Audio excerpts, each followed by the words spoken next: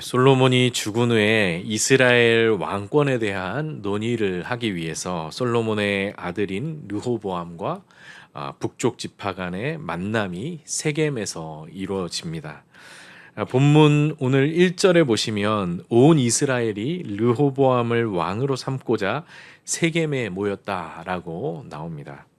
여기서 말하는 온 이스라엘은 바로 유다와 베냐민 지파를 제외한 가나안 북쪽 10지파를 말합니다. 이 추후에 이 유다와 베냐민 지파가 남유다 왕국이 되고 이 나머지 10지파가 모여서 북이스라엘 왕국을 이루게 되죠.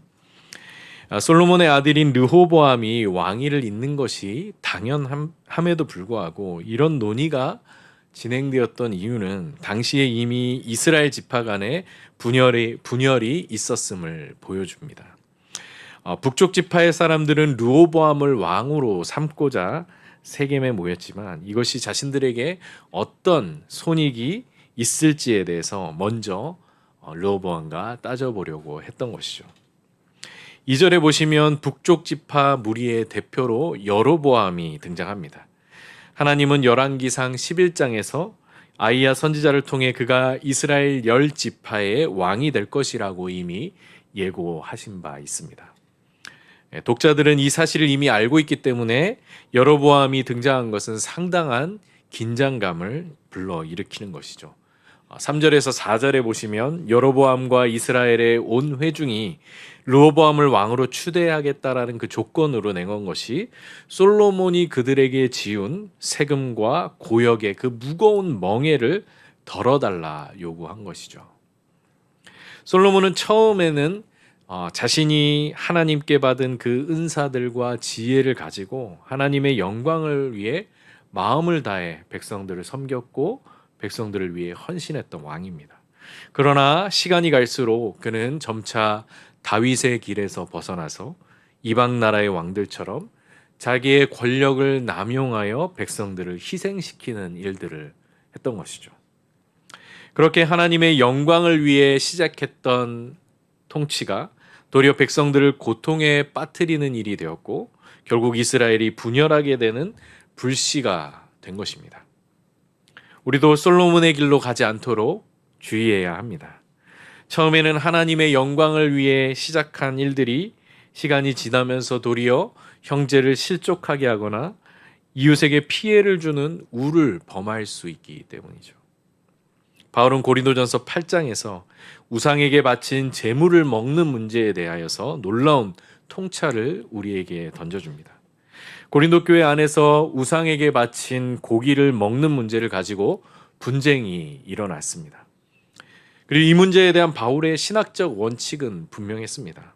그것은 바로 만물이 하나님에게서 났고 또 하나님을 위해 있기 때문에 우상에게 바친 제물에 대해서도 우리는 얼마든지 자유하다라는 것이었습니다. 이에 고린도전서 8장 8절에서 바울은 이렇게 말합니다.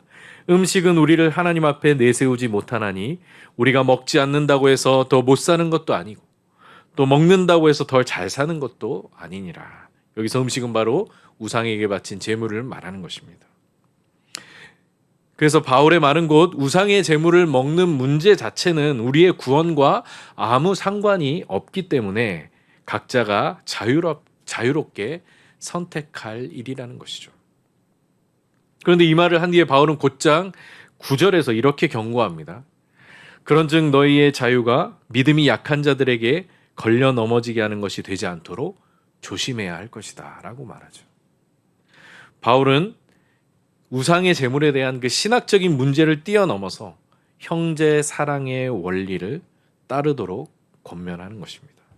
즉 너희가 우상의 제물에 대해 신학적으로 아무런 거리낌이 없다 할지라도 너희의 자유가 도리어 믿음이 약한 자들을 실족하게 한다면 기꺼이 그 자유를 포기할 수 있어야 한다라는 말입니다.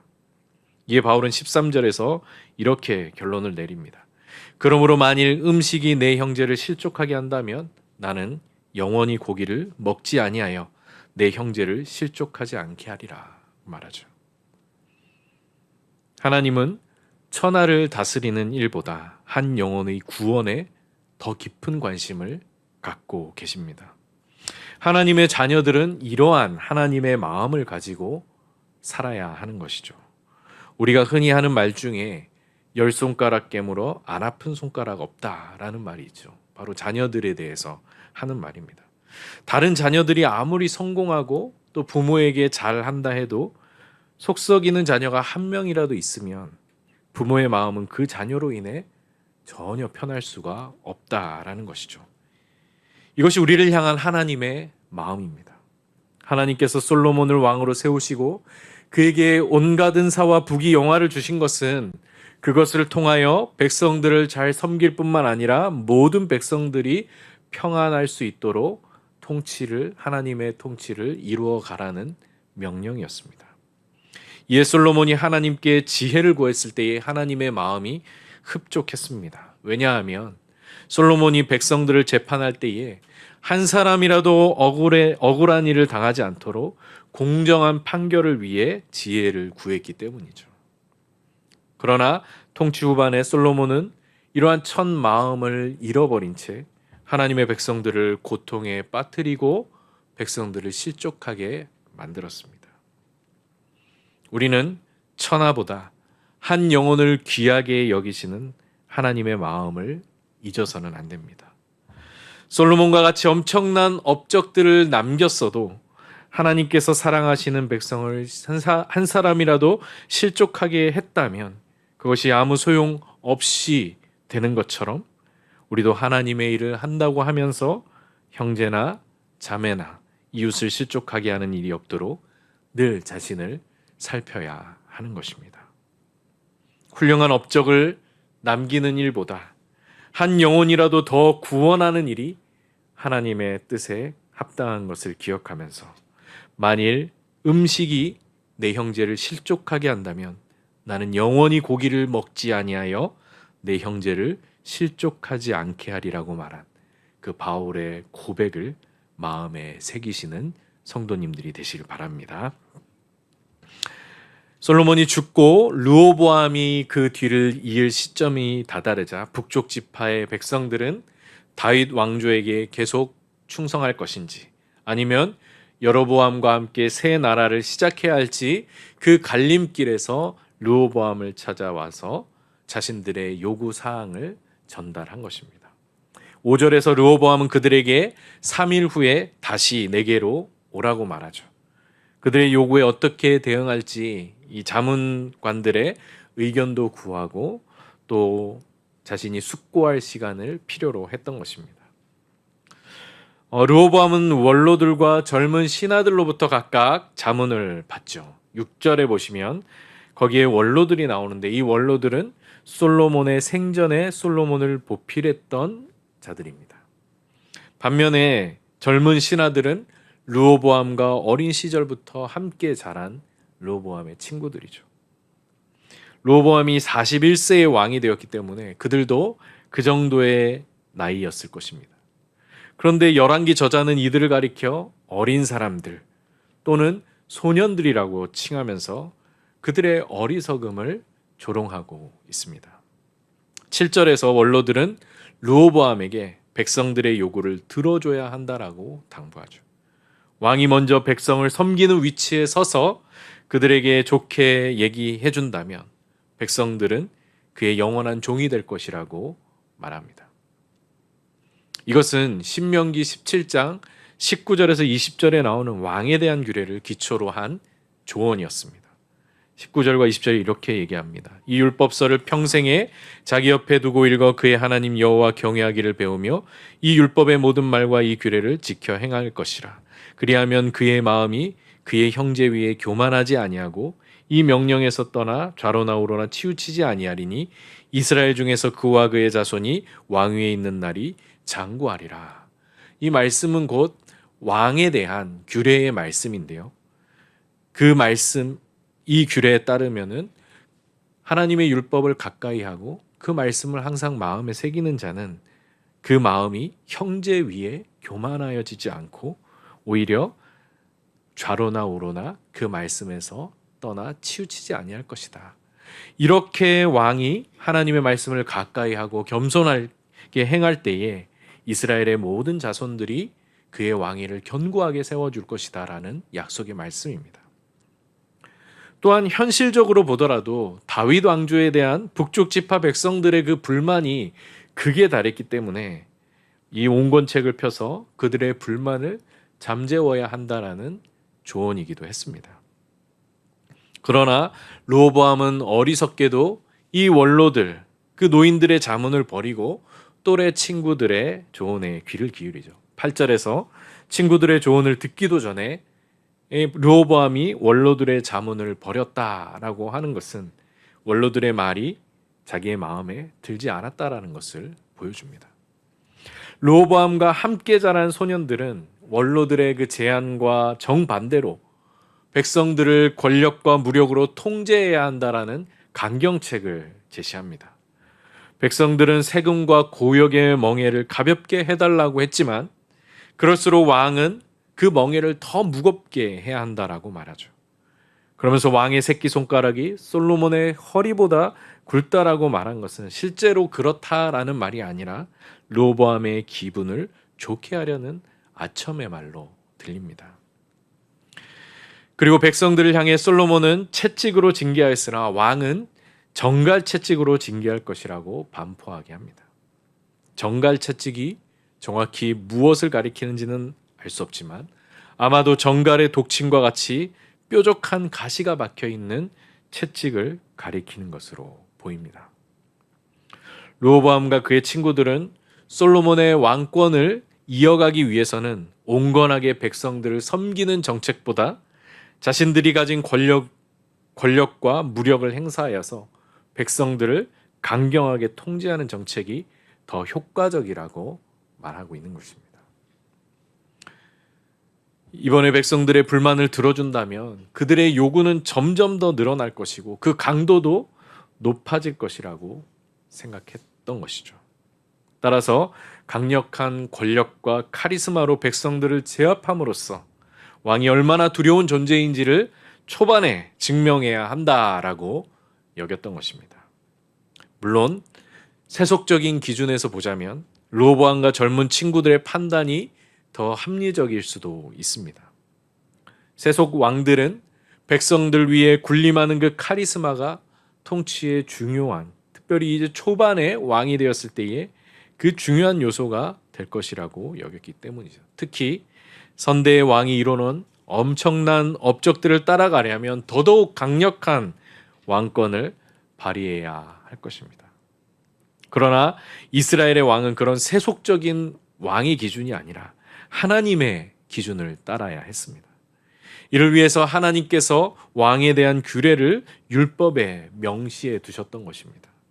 그 기준은 세속왕의 기준과는 전혀 다른 것이었습니다. 이스라엘의 왕은 무엇보다 겸손히 하나님의 말씀을 따라야 하고 백성들을 위해 군림하는 권력자가 아니라 백성들을 섬기는 하나님의 대리자로서의 역할을 해야 했던 것입니다.